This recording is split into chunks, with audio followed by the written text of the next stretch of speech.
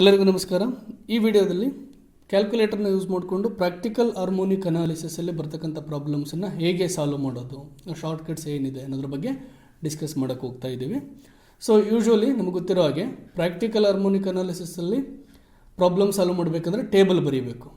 So depending on the given statement, whether we need to find first harmonics or second harmonics or third harmonics. So depending on that harmonics we need to find, we need to write the table. So third harmonics ಅಂತ ಬಂದಾಗ y cos x, y cos 2x, y cos 3x ಬರುತ್ತೆ. ಅದೇ ರೀತಿ y sin x, y sin 2x, y sin 3x ಅಂತ ಬರುತ್ತೆ. So ಈಗ y sin 3x ಕಂಡುಹಿಡಿಬೇಕಂತಂದರೆ x ಇರುತ್ತೆ.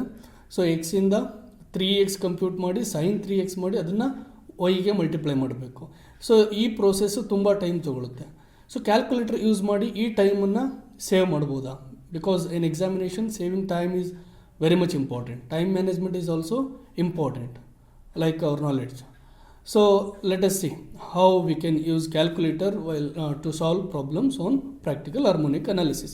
So calculator ಅನ್ನು ಬಳಸಿಕೊಂಡು ಈ ಟೇಬಲನ್ನು ನೇರವಾಗಿ ಕಡಿಮೆ ಟೈಮಲ್ಲಿ ಬರೆಯೋದಕ್ಕೆ ಸಾಧ್ಯ ಅನ್ನೋದ್ರ ಬಗ್ಗೆ ನೋಡ್ತಾ ಇದ್ದೀವಿ ಈ ವಿಡಿಯೋದಲ್ಲಿ.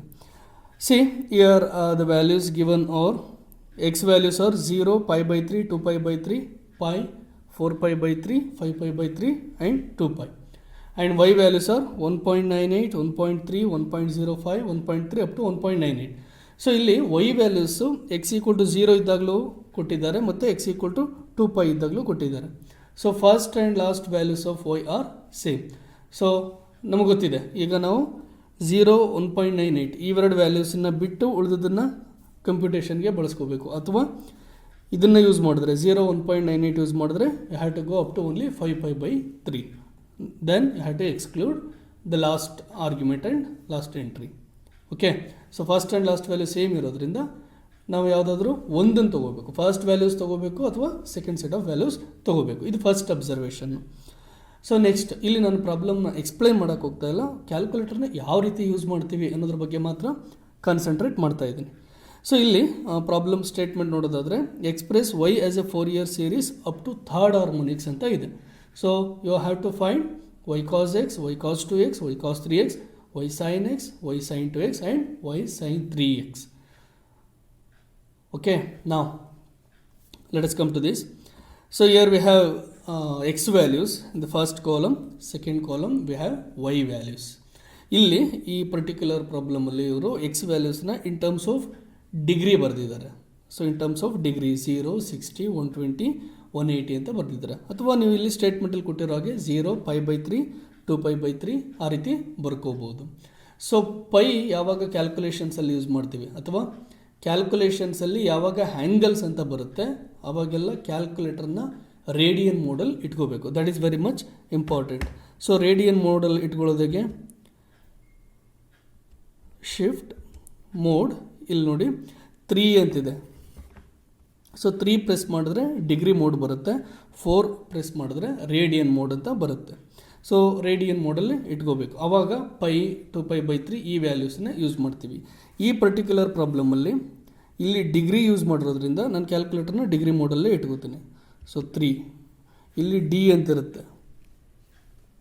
ಸೊ ಇಲ್ಲಿ ಡಿ ಅಂತ ಇದೆಯಲ್ಲ, so that shows your calculator is in degree mode.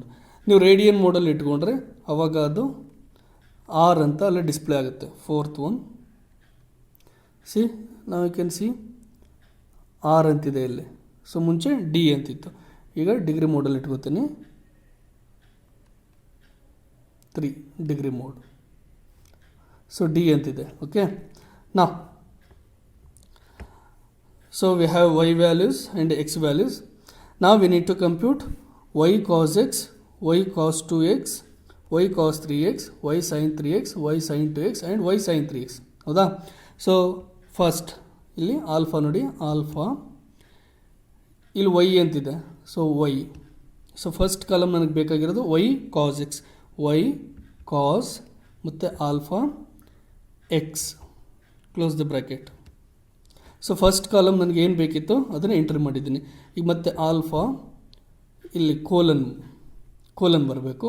So second column ಏನು ಬರಬೇಕು, y cos 2x, 2 alpha x. So ಇಲ್ಲಿಗೆ ಸೆಕೆಂಡ್ ಕಾಲಮ್ ಆಯಿತು. ನೆಕ್ಸ್ಟ್ ಥರ್ಡ್ ಕಾಲಮ್ ಬೇಕು ನನಗೆ. ಸೊ ಮತ್ತೆ ಕೋಲನ್ ಹಾಕ್ತೀನಿ ಇಲ್ಲಿ, alpha colon, so capital Y cos of 3x ಅಲ್ಲ, ಸೊ 3x. ಸೊ ಅಲ್ಲಿಗೆ ಕೊಸೈನ್ ಟರ್ಮ್ಸ್ ಆಯಿತು. ನೆಕ್ಸ್ಟ್ ಸೈನ್ ಟರ್ಮ್ಸ್ ಬೇಕು. ಸೊ ಮತ್ತೆ ಕೋಲನ್ ಅದಾದಮೇಲೆ ವೈ ಸೈನ್ ಎಕ್ಸ್ ಬೇಕಲ್ಲ, so Y sine of X, close the bracket, ಮತ್ತು colon Y sine of 2x ಅಲ್ಲ, sine 2 times of X, close the bracket. Again colon Y sine of 3x, again close the bracket. Okay, ಇಷ್ಟಾದಮೇಲೆ ನನಗೆ ಇಷ್ಟು columns ಆಗಿದೆ. ಇಲ್ಲಿ CALC ಅಂತ button ಇದೆ, ಇದನ್ನು ಪ್ರೆಸ್ ಮಾಡಿ. ಈಗ ವೈ ವ್ಯಾಲ್ಯೂ ಏನಿದೆ ಟೇಬಲಲ್ಲಿ, ವೈ ವ್ಯಾಲ್ಯೂ ಏನಿದೆ ನೋಡಬೇಕು. ಇಲ್ಲಿ ನನಗೆ ವೈ 1.98 ಇದೆ. ಸೊ 1.98. ಸೊ ಕಾಲಮ್ ಏನು ಬರಬೇಕದೆಲ್ಲ ವೈ ಸೈನ್ 3x ಎಲ್ಲ ಆದಮೇಲೆ CALC ಬಟನ್ ಪ್ರೆಸ್ ಮಾಡಬೇಕು. ವೈ ಕೇಳುತ್ತೆ, ವೈ ವ್ಯಾಲ್ಯೂ ಎಂಟ್ರಿ ಮಾಡಬೇಕು. ವೈ ವ್ಯಾಲ್ಯೂ ಎಂಟ್ರಿ ಮಾಡಾದ್ಮೇಲೆ ಈಕ್ವಲ್ಸ್. ಈಗ ಎಕ್ಸ್ ವ್ಯಾಲ್ಯೂ ಎಷ್ಟಿದೆ ಅಂತ ಕೇಳ್ತಾ ಇದೆ. ಎಕ್ಸ್ ವ್ಯಾಲ್ಯೂ ಇಲ್ಲಿ 0 ಇದೆ. ಸೊ ಎಕ್ಸ್ಗೆ 0 ಕೊಡಬೇಕು. ಈಕ್ವಲ್ಸ್. ಸೊ ನೋಡಿ ವೈ ಕಾಸ್ ಎಕ್ಸ್ ವ್ಯಾಲ್ಯೂ ಬಂತು. ಸೊ ಇದು A/B ಫ್ರ್ಯಾಕ್ಷನ್ ಫಾರ್ಮೆಟಲ್ಲಿದೆ. SD ಈ ಬಟನ್ ಪ್ರೆಸ್ ಮಾಡಿದ್ರೆ 1.98. ಸೊ ನೆಕ್ಸ್ಟ್ ಮತ್ತೆ equal Y cos 2x entry ಬರುತ್ತೆ ಇಲ್ಲಿ. ಸೊ 1.98 ಮತ್ತೆ ಈಕ್ವಲ್ ಬಂದರೆ ಮೂರನೇ ಕಾಲಮ್ದ ಎಂಟ್ರಿ ಬರುತ್ತೆ. ಸೊ ನೋಡಿ 1.98 ಬಂತು. ನೆಕ್ಸ್ಟ್ ಈಕ್ವಲ್ ಪ್ರೆಸ್ ಮಾಡಿದ್ರೆ ವೈ ಸೈನ್ ಎಕ್ಸ್ ವ್ಯಾಲ್ಯೂ ಬಂತು. ಸೊ 0. ವೈ ಸೈನ್ 2x ಅದು 0. ವೈ ಸೈನ್ 3x 0 ಬಂತು. ಸೊ ಇಲ್ಲಿಗೆ ನಮ್ಮದು ಫಸ್ಟ್ ರೋ ಸಿಕ್ಕುತ್ತೆ. ಸೊ ನೆಕ್ಸ್ಟ್ ಮತ್ತೆ ಈಕ್ವಲ್. ಈಗ ವೈ ವ್ಯಾಲ್ಯೂ ಕೇಳ್ತಾ ಇದೆ ಮತ್ತೆ. So if you look at the table, y value ಏನಿದೆ 1.3. Y value 1.3 equals x value. See ಇಲ್ಲಿ ಎಕ್ಸ್ ವ್ಯಾಲ್ಯೂಸ್ ನಾನು ಡಿಗ್ರೀಸಲ್ಲಿ ತೊಗೊಂಡಿದ್ದೀನಿ, ಹೌದಾ? ಡಿ ಎನೇಬಲ್ ಆಗಿದೆ ಇಲ್ಲಿ. You can see here D enable ಆಗಿದೆ. ಸೊ ರೇಡಿಯನಲ್ಲಿದ್ದರೆ ಶಿಫ್ಟ್ ಇಲ್ಲಿ ಪೈ ಬಟನ್ ಇರುತ್ತೆ.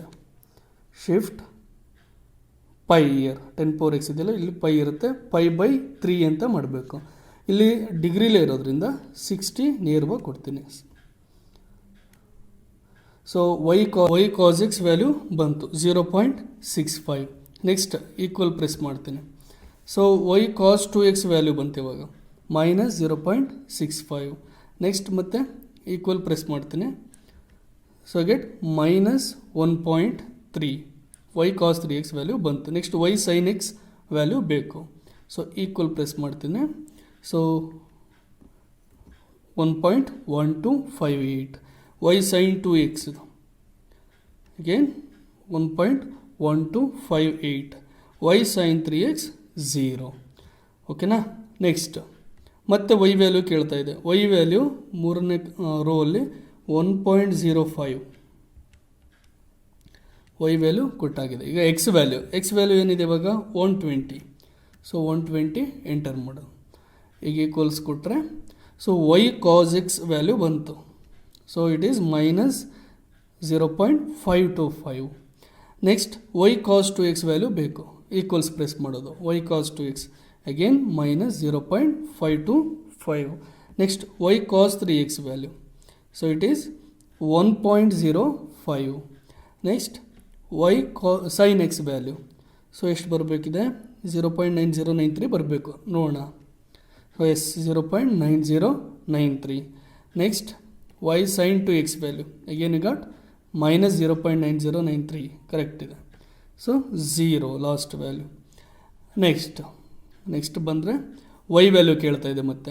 ವೈ ವ್ಯಾಲ್ಯೂ ಇವಾಗ ಲಾಸ್ಟ್ ಟೈಮ್ ಕೊಟ್ಟಿದ್ದು 1.05. Next 1.3. So 1.3 y value. X value ಈಗ 180 ಆಗಿದೆ. So 180. So Y cos X value -1.3. Yes -1.3. Y cos 2x value 1.3. So plus 1.3 ಬಂದಿದೆ. Next Y cos 3x value minus 1.3. Next Y sine X, Y sine 2x, Y sine 3x are all 0. ಅದೇ ರೀತಿ next value ಬಂದು ವೈದು minus 0.88, X value 240. So ನೋಡ್ಕೊಳ್ಳಿ ಈಗ 0.44 ಸರಿಯಾಗಿ ಬಂದಿದೆಯಾ? Again 11/25 0.44, again minus 0.88, 0.7621. ನಾನು 4 ಡಿಜಿಟ್ಸ್ಗೆ ಫಿಕ್ಸ್ ಮಾಡೋದ್ರಿಂದ 208 ಇದನ್ನು ರೌಂಡ್ ಆಫ್ ಮಾಡಿ 0.7621 ಅಂತ ಕೊಟ್ಟಿದ್ದೀನಿ. ಇಲ್ಲಿ ನನ್ನ ಕ್ಯಾಲ್ಕುಲೇಟರ್ನ 4 ಡಿಜಿಟ್ಸ್ಗೆ ಫಿಕ್ಸ್ ಮಾಡ್ಕೊಂಡಿದ್ದೀನಿ. ಫಿಕ್ಸ್ ಮಾಡೋದು ಹೇಗೆ ಹೇಳ್ತೀನಿ ಆಮೇಲೆ. So next Y sine 2x, again that is also minus 0.7621. So next 0.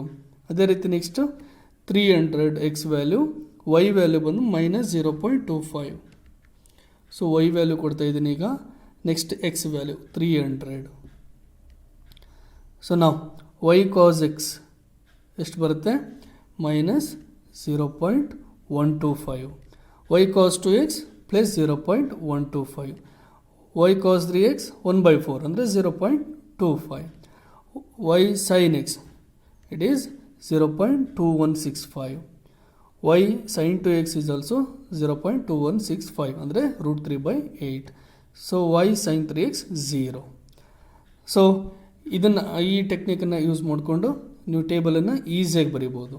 So individual ಆಗಿ ಕಾಸ್ ಎಕ್ಸ್ ಮತ್ತು ಕಾಸ್ 2x ಇವೆಲ್ಲನೂ ಕ್ಯಾಲ್ಕುಲೇಟ್ ಮಾಡೋ ಅವಶ್ಯಕತೆ ಇಲ್ಲ. ನೇರವಾಗಿ X Y cos X, Y cos 2x, Y cos 3xನ ಕಂಪ್ಯೂಟ್ ಮಾಡ್ಬೋದು. ಅದೇ ರೀತಿ Y sine X, Y sine 2x, Y sine 3xನ ಕಂಪ್ಯೂಟ್ ಮಾಡ್ಬೋದು. ಇದರಿಂದ ತುಂಬ ಸಮಯ ಉಳಿತಾಯ ಆಗುತ್ತೆ. ಡಿಜಿಟ್ಸನ್ನು ಫಿಕ್ಸ್ ಮಾಡೋದು ಹೇಗೆ ಹೇಳ್ತೀನಿ ಅಂತಂದಿದ್ದೆ. ಶಿಫ್ಟ್ ಮೋಡ್ ಪ್ರೆಸ್ ಮಾಡಿದ್ರೆ ಇಲ್ಲಿ ಫಿಕ್ಸ್ ಅಂತ 6 ನಂಬರಲ್ಲಿದೆ. ಸೊ ಇಲ್ಲಿ ಫಿಕ್ಸ್ ಇದೆ 6. ಸೊ ಇಲ್ಲಿ 6 ಪ್ರೆಸ್ ಮಾಡಿದ್ರೆ 0 to 9 ಎಷ್ಟು ಡಿಜಿಟ್ಸ್ಗೆ ಫಿಕ್ಸ್ ಮಾಡಬೇಕು ಅಂತ ಕೇಳ್ತಾ ಇದೆ. ನನ್ನ ಕ್ಯಾಲ್ಕುಲೇಷನ್ಸ್ ಎಲ್ಲ 4 ಡಿಜಿಟ್ಸ್ಗೆ ಫಿಕ್ಸ್ ಮಾಡೋಕ್ಕೆ ಇಷ್ಟಪಡ್ತಾ ಇದ್ದೀನಿ. ಸೊ 4 ಅಂತ ಪ್ರೆಸ್ ಮಾಡಿದ್ರೆ ನಿಮಗೆ ಏನು ಆನ್ಸರ್ ಬರುತ್ತೆ ಅದೆಲ್ಲನೂ ರೌಂಡ್ ಆಫ್ ಆಗಿ ಅದೇ 4 ಡಿಜಿಟ್ಸ್ಗೆ ಫಿಕ್ಸ್ ಮಾಡಿರುತ್ತೆ. ಸೊ ನೀವು ಇದನ್ನು 3 ಡಿಜಿಟ್ಸ್ಗೆ ಬೇಕಾದರೂ ಫಿಕ್ಸ್ ಮಾಡ್ಕೋಬೋದು ಅಥವಾ 5 ಡಿಜಿಟ್ಸ್ಗೆ ಬೇಕಾದರೂ ಫಿಕ್ಸ್ ಮಾಡ್ಕೋಬೋದು. ಸೊ ಈ ಮೆಥಡನ್ನು ಯೂಸ್ ಮಾಡಿ ಕ್ಯಾಲ್ಕುಲೇಟರ್ನ ಯೂಸ್ ಮಾಡೋ ಮೂಲಕ ತುಂಬ ಟೈಮನ್ನು ಸೇವ್ ಮಾಡ್ಬೋದು ಎಕ್ಸಾಮಿನೇಷನಲ್ಲಿ. ನೀವು